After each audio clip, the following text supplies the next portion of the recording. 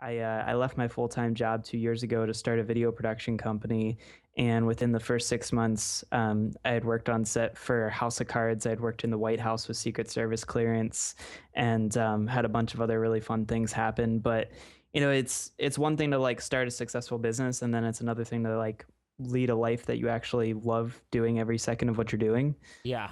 Yeah. So that was the tough part, was figuring out what to do with myself. So I took November and December of this past year off to travel the country and couch surf and travel hack my way around. And that's where I started to just learn more about, who I was and where I wanted to go. Yeah, interesting. Because I know a lot of like the thing is this entrepreneurship thing. And by the way, are you recording this or are we? Yep. You are. Okay, great. You Yep. edit this, right? Because I just asked if you were recording, and that sounds bad. Yeah, no, it's all good. I actually normally I like intro into it, but this is totally cool. Yeah, I don't. I normally like you can do that later, right? So we're all good and just chat. Yeah. Yeah, the entrepreneurship thing is like it's trendy right now, and it's kind of wrongfully trendy, and I'll explain what I mean by that in a second. But I love the fact that more people are becoming entrepreneurs, so don't get me wrong there. But it's gone. The pendulum has kind of swung too far. Whereas before it was like get a job, get the 9 to 5. This entrepreneurship thing is a bunch of BS. You know that a lot of people's like parents or friends, things that you read about in articles, like don't let these people hold you back. And I get that, and I'm with that. However, the pendulum has swung way too far where there's a lot of people being like, you're in the 9 to 5, you're a sucker, you're just creating wealth for someone else, you're a sheep. And it's like, no. There's a lot of people who need to have those jobs and that are better suited to those jobs. And frankly, as an entrepreneur, like which I hate that word, it's so pretentious, but I'll use it here because of clarity. I would rather have a 9 to 5 if I could be satisfied with one, but I'm just way too ADD slash hyper slash whatever, control freak or whatever, insert label here. I couldn't ever do it. I would be a terrible employee. I have been a terrible employee. The only time I can really stay focused on stuff is when it's like very flexible. It's my own thing. I can work on my own stuff. I need to be able to jump gears a lot. And I've actually hired my own boss here at Art of Charm many times in the past because I need someone to be like, Jordan, that's a good idea, but let's go back and work on this project. Jordan, did you do that? Like, I need my own boss to keep me focused. I just need to also not be like under that boss's thumb where I'm like, can I take a day off and go to the beach, and have him be like, no, you used all your days off. Like, I can't have that part, but I need the part where somebody cracks the whip and says, hey, remember that thing you said you were going to do? We need that now. And I'm like, oh, cool. Yeah. Sorry, I got distracted by the 50th thing today. I'll do that. And I've got systems in place to be productive. I've got systems in place to maintain focus, but I do need someone to help me like figure out where to spend my time, prioritize. Like those are things that are basically have now become administrative tasks, and I don't want to spend time doing that. I need somebody else who's kind of steering the ship, and I need to be able to steer the brand, which is two different things. But I also need someone to say like, hey, these are the important things you need to get done this week, and then you can fart around with pet projects later on. And the pet projects later on often become core parts of the business. They're just not crucial in the meantime. Does any of that make sense? Yeah, I mean, I definitely see the value in having, I don't know if you would call it like a virtual assistant, or somebody who kind of like manages things, because you get to a certain point where there is so much going on. Like if you looked at my calendar right now, it's color coded with like every single thing that has to happen today, whether it's like doing my own laundry Uh-huh. or, recording a podcast episode. Yeah, my calendar is insane. It's like 15 minutes is the lowest amount of time you can schedule without like editing manually in BusyCal or iCal. And I've got the whole day from 8 a.m. to 8 p.m. scheduled out. Now people go, oh, that's terrible. I've got Starbucks is in there, checking email, all the little tasks that people do that they don't put on their calendar. That's all in there. And that's been a huge productivity hack for me personally, because I think a lot of people, they'll put things, if they use a calendar at all, usually people don't, but because they think like, I want freedom, which is, don't even get me started there, but they'll put things on their calendar like, I've got a call with Jordan at 4 p.m., and that's the only thing on their calendar. So before 4 p.m., they're quote unquote working, but nothing is really prioritized. Like some of that stuff is in their head. And meanwhile, they're kind of like, oh, I better check my social media. And then they're checking their email and stuff like that. But the problem is you get sucked down all these little rabbit holes. And I don't care how focused you are. I mean, I'll throw this out there without throwing anyone under the bus. I'm friends with the guy who literally wrote the book on this stuff, No Names Mentioned, and he'll be like, him and I will be emailing each other back and forth, and one of us will finally go, hey, we should probably like stop breaking the rules that we invented for people productivity wise and meet up in real life or get on the phone. And the thing is, those rabbit holes are real. Like, yes, you batch email 3 times a day and you don't answer before 5 p.m., blah, blah, blah. But when your friend hits you up and you see it show up in your inbox and you don't have your day scheduled out, guess what happens, right? So these rules are very flexible and they get broken a lot. And the way that I try, usually in vain, to make it 100% go away is by scheduling everything out. And that's great. Like, my lunch is half an hour. If I finish early, great. I'll check email again, or I'll go on Facebook or something like that, or call a friend. But I'm not checking email instead of handling social media. I'm not checking my Facebook instead of doing something in our CRM. I'm not checking Twitter instead of handling a call or being late for something because of that. Or, like all of these things are delegated to someone else, or they're scheduled out on my calendar so that they get done. And then at the end of the week, I don't go, oh, I never even got to this and I didn't get to that. They get done. And the reason they get done is because there's dedicated time to that. And the only time that time goes somewhere that it's not supposed to is like, I had to drive somebody to the hospital, an emergency call came in, some other thing happened that was urgent enough that only I could handle it. Then it just gets moved either to the end of the day or to flex time that I build into the rest of the week, specifically because I did have to handle a delivery or help move something heavy during my 8:30 a.m. whatever slot. That's so key. And that's why people get quote unquote overwhelmed, is because they don't know what's next, or because they didn't build anything into their calendar that allows for, a red flag to drop or something weird to happen in the middle of their day. It screws up like their entire month. Yeah. And that stuff piles up. If you don't have the help you need and you don't have your own time scheduled out, you will run into these weird blocks and you won't know what caused it. Or you'll go, well, it was just this, and then I scheduled my email, and then this call ran late, and then ... my whole day is ruined. You've got to be really careful with your time. And the way to do that is to block it off in the calendar. And if somebody calls 20 minutes early or 10 minutes early because they had a minute, just don't answer the phone. Yeah. You've got something else during that time. Like right now, I've got you on this list, right? We are doing this show right now. If my mom calls during this time, I'll call her back in half an hour when we're done. I'm not going to go, oh, hold on. And that's reasonable because we're talking live. But people treat all of their other appointments that are just things they're doing themselves, like email, social media, editing audio or video, or whatever sort of home task or personal task that's not involving someone else. They don't ever treat those appointments like that. And the same thing happens to them when they're like, I just never have time to go to the gym. Oh, because you didn't put it on the calendar, so phone calls and email got over that. Or you didn't build in flex time, so even though this was on the calendar, something else ran late and now you don't get to go to the gym all week. I mean, this is how people live their life, and that's how I lived my life until I got this just religious addiction to the calendar. I don't even know what's happening later, but I don't have to. It doesn't take up any psychological space. It's been planned out for 2 weeks. Yeah, and that's been a struggle that I had when I first got started was, the calendar was all mental. It was in my head. I knew exactly what I was doing and Mm-hmm. when, but then it started to get to a point where people are like, "Oh, what are you doing Thursday?" And it's like Tuesday evening. I'm like, "I have no freaking idea." So, that's where the calendar Mm-hmm. came in, but I like your idea of scheduling in that flex time because I think for me right now, like I just kind of have these empty time slots, but it would be better off to say like, this is my flex time that I can use for certain things as opposed to just like leaving it open ended. And then, it could turn into anything from so and so saying, "Oh, I'm going out to dinner at such and such place. Do you want to go with me?" Or it could have been time that I could have been more productive. So I like that as a takeaway. I'm curious to jump back real quick because Mm-hmm. I like that you brought up that entrepreneur is like a terrible word for what it is that we Yeah. do. And having come from, I think both you and I have come from working for other people, and now we do both work for ourselves.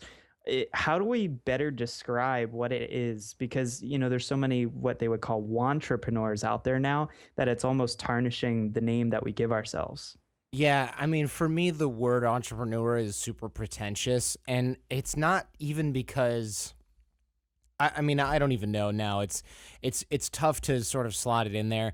It just sounds so grandiose. And the other problem is it's getting worse actually, because the reason if you say, well, I run a small business with some friends, that doesn't sound as cool as I'm an entrepreneur. I run 17,000 different businesses. And it's weird because all of these things are so trendy right now that everybody wants to do them. And like I said before, if you're not doing them, you're some kind of loser or something like that, right? According to all the marketers that want to sell you entrepreneurship plans and products. But the problem is, one, not only is this bad for people who are in sort of their regular job and perfectly happy doing it, because they get this weird FOMO, fear of missing out. Like, if you're not running your own business, you're working for the man and you're going to die in a tragic accident because of this. They just have this weird thing that's going on, and it's causing a lot of people to start really people who shouldn't, frankly, and I know I'm going to take heat for this, and so are you for having me on the show, but oh well. There's people who shouldn't be starting businesses that are. Now, the problem is you don't know who those people are until they've tried it for like 3 years or more, right? Like anybody who saw me running Art of Charm with AJ 7 years ago would have been like, guys, don't quit your day jobs. Oh, you did? Good luck. But there's a lot of people that don't need to be entrepreneurs that just aren't doing what they really are cut out for work-wise, and they have no business trying to start their own niche. And one of the flags that I see from this are a lot of the things that are built up to be oh so cool and grandiose by the entrepreneurship, aka internet marketer community, who's trying to sell people products on running businesses. For one thing, one of the flags is they're all clones of each other. Oh, you're going to start a business where you consult? Okay, well, what sets you apart and what experience do you have? Oh, nothing. You read an ebook on how to make money online? Well, here's what I think about that. Go, and insert expletive here and blur out my hand, right? Because that's what Yeah. I think about that. And then you see these other guys that are like, well, I run this business and I've got that business and I run this business. And I'll tell you that having been running a business of my own with the Art of Charm team for years now, almost a decade, one of the major red flags that I see that all of the Silicon Valley guys that I end up hanging out with because I live in San Francisco, and a lot of the LA business folks that are actually successful, one of the major red flags that cause us to say this guy is full of what is they run 2 or 3 businesses, but they've only been in business a short time.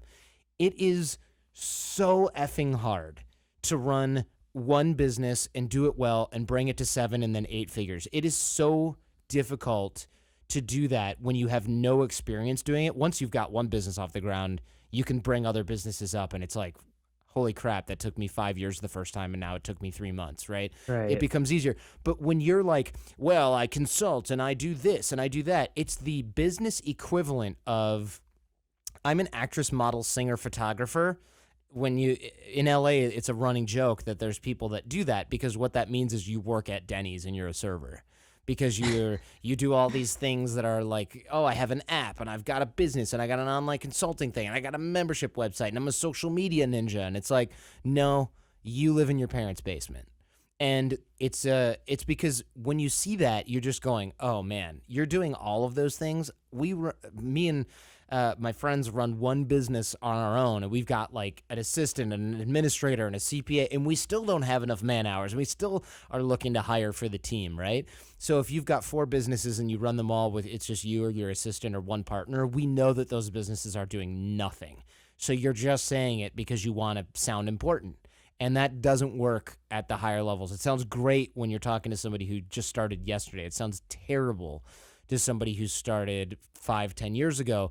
And it's a flag, and we won't do business with people like that because it's scary, because it shows a lack of attention span. But again, this is where like becoming an entrepreneur sounds really cool, and they encourage all these bad habits and they encourage sort of bad branding that I think bites people in the butt later on. So let me ask this then, because entrepreneurship is given quite often as, the turnkey solution to, oh, you hate your job, you hate your life. Well, just quit it, create a business. Like, obviously, it's not the only solution. It can be part of your solution, but I mean, what is the best way for people now who are searching for, a more meaningful or purposeful life? Like, what do they need to do right now? Yeah, that's a good question. I'll wrap that thought with the sort of last issue I have with the entrepreneurship thing, which addresses that is most people are focused on the entrepreneurship stuff from the angle of, wait, I can quit my job now that I hate and has a bunch of stress and start this new life, and I can quote unquote work from anywhere. And there's pictures of laptops on the beach, and what that says to most people is, wow, I can work from the beach. And what that says to me is, you have to bring your laptop on vacation, because that's what real quote unquote entrepreneurship is like. You have your laptop on the beach because you have 3,000 emails that you've neglected, not because you can. Um, and the problem is most people are focused on the escapist mindset of entrepreneurship. They're focused on, like, I can quit this job and leave, and then I'm in control of my destiny. They don't think about the fact that now you're responsible and the buck stops with you. So people should be looking for ways to contribute more value at work. They should be looking for ways to develop more relationships in their industry, or switch industries. You can switch jobs and switch industries. Believe it or not, contrary to what the sales letter says for the latest entrepreneurship product, there's plenty of people that are in their 9 to 5 that love what they do, and that's totally okay. And you can start a business on the side, but you should not quit your job until you're at the point at which the only thing that's required for you to scale your business is more of your time. So most people, the mistake that they make, that I see them making, I should say, there's plenty of other mistakes I don't see. The mistake I see them making is they'll quit their job and then they fart around on social media trying to get like their Twitter engagement up for 6 hours a day. And they're writing blog posts that no one will read and things like that, when really they should have stayed in their 9 to 5, focused on learning different skill sets, maybe switched industries or switched jobs, and then scaled their business by hiring as many people as they needed to get things done, not using their own time, worked on this thing on their own time. See, the thing is, if you're running a successful business or a business that has legs, you can hire team members to do a lot of things for you, and you don't necessarily need to be there working on it 24/7. And you will eventually need to quit in order to scale. And that's totally legit. But I think people are in a rush to quit, and then they quit and they go, okay, now I've got to fill all this time that I have with business stuff. So they're reading and they're doing all that stuff, and that stuff has its place. But what happens, unfortunately, is they go, oh my God, I have no income now. This new business now needs to take shortcuts to get income to pay me the salary that I just lost. And that's a dangerous place to be, because now you're not playing the long game anymore. You're playing the, oh my God, how do I pay my rent game? And that's not good for business. So it's actually counterproductive to quit your job at the 9 to 5 and focus on entrepreneurship. It's really, really counterproductive in the beginning, and people do that a lot. So you're recommending more of that entrepreneurship can still be an option, but it needs to be something that you think a little more wisely about, as opposed to just following what everyone's selling you is the whole, quit your job tomorrow and next week everything's fine and peachy. Right. Entrepreneurship is the new, it's sort of, it's like a lottery, right? People are going, oh, you can quit your job and you can work on this and you can make money from home. And it's like, well, if the idea of quitting your job and making money from home is more exciting than the thing that you're building, then you're doing it backwards. So, like, for Art of Charm, I would be doing this for free if I won like a million. I should say that, not a million. If I won $100 million, I would still be doing this, right? Sure, things would be getting done a little differently, et cetera, and we'd be having this conversation on my yacht. But, I would still be doing this. A lot of people are like, I need to figure out a way to make money from home because I hate my job. That's backwards. Or they're like, no, I'm really excited about this app thing that I'm building or this thing that I'm doing, but they're more excited about not having to do the other thing that they're stuck doing that pays the bills, or equally as excited. And that's problematic because then it's just escapism. So you have to really ask yourself hard questions that you might not be able to answer right away, which are what's more exciting, the freedom aspect or the thing that I'm building? Because I'll tell you right now, when you look at really successful businesses, those entrepreneurs, myself included, running at small business for years, you have no life. You're not working from the beach. That whole laptop on the beach thing is a friggin' fantasy. If you're just doing something that makes you like 7 grand a month so that you can sort of live off grid in Thailand, cool. Yeah, you can do that. But if you're building a real business that's going to sustain you and your family, and it's going to work in the long term, and it's branded well, and you're managing a team, and it starts to get scalable, none of that stuff is going to be real for you for years. You're going to be grinding it out 80 hours a week. It's just reality. And I don't know anybody that's successful that doesn't do that or that didn't have a phase where that happened. I literally can't name one person when you get down to the non-BS part. There's a lot of people who sell products that teach you how to do that, but I know those people and they work harder than anyone. Yeah, and I've seen it firsthand. I mean, myself having left to start my own business, up front, I'm thinking, okay, like, replace the 40 hours a week that I was working, and this will be fine. And now, I mean, if you look at my calendar, I'm getting up and working from essentially 8 o'clock in the morning until 11 or 12 at night. So I definitely understand that I'm pulling, 16-hour days constantly. And sometimes if that means staying awake for 2 days straight, then that's what I have to do to get it done. Um, I guess to round this all off, I mean, how do we make sure that we're at least happy in what we're doing? Because it sounds like, or at least what I thought I heard you saying, is that we need to be more passionate about the thing that we're going after as opposed to the so-called money or freedom that comes along with it. That is what I said, yeah. Because when I first started the Art of Charm with the guys, with AJ, Johnny, and the crew here, none of us were like, "Man, this is going to be a cakewalk. We're going to make so much money." Da, da, da. We were like, "Okay, this is a business that has legs and it's really fun to run." But I still worked on Wall Street. AJ still worked in a cancer lab. Johnny still worked in a bar. He just got a bar job in New York instead of in North Carolina, where he came from. And we were busting our tails off. And then eventually, AJ quit his lab job and moved out to New York, and and Johnny still had the bar job for a long time. I still worked on Wall Street for a while. Eventually, I left the Wall Street gig. Johnny kept his bar gig for a while until we needed him to coach more programs that were all sold out, and we were able to do that and give him a raise. He quit the other job. I mean, that was how it worked. We had those other jobs for a long time, and then we worked 80 hours a week, and we still do. It's just that now we really enjoy it and it's lucrative instead of, oh my gosh, if we do this and it doesn't work, we're just this sucks, Because there were years, man, where I woke up like every day, maybe not every day, probably 3 times a week, and I was like, I should just work at the post office. I bet it's less stressful. I think I didn't sleep for like 8 months one year. It was awful. I would be walking down the road or driving, and I would see construction workers, and I would be like, I bet those guys don't have to worry about anything. They just go home after this. They're exhausted, but like, you know what? They just don't worry about anything. And compared to what I'm worried about. I mean, I was like, I was at the point where I was like, I can't handle the anxiety from this. I can't do this for very, very much longer. And I went and saw this really cool therapist, which, by the way, there's no shame in that. If you're feeling super anxious about your business, get therapy ASAP. It will keep you sane.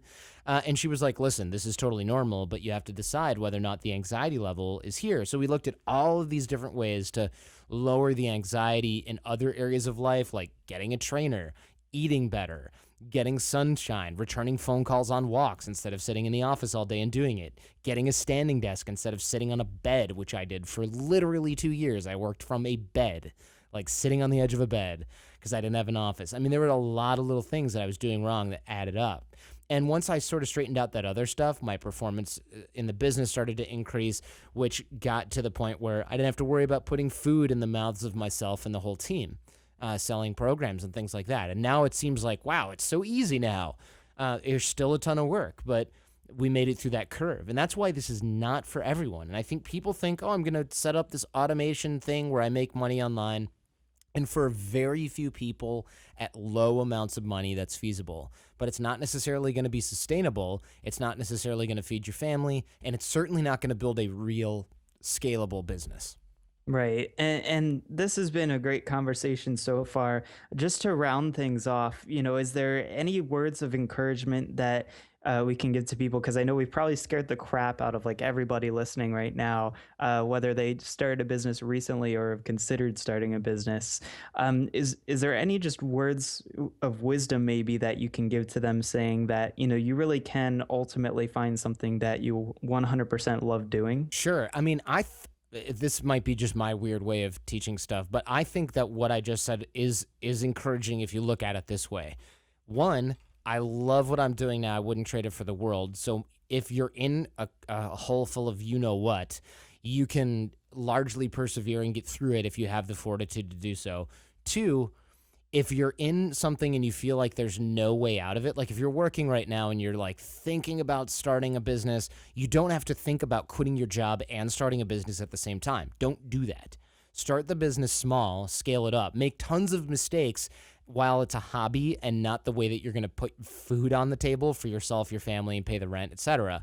So, yeah, start small and scale up. There's no reason you should have to quit your job right away. There's no reason you should even be looking to do that until you need to scale it with your time. And the thing is, you learn this stuff along the way. There's all these products that offer to teach you how to do the business stuff, but none of them so far as I've seen are very complete, because really what it comes down to is mental fortitude. There's a lot of work ethic involved, and there's little systems that you need to do to make sure that you're productive, but they're all learnable. I mean, I'm super, super ADHD. I barely made it through college, and then I went to law school and started to crush because I had these systems in place, and was quite frankly willing to outwork everyone.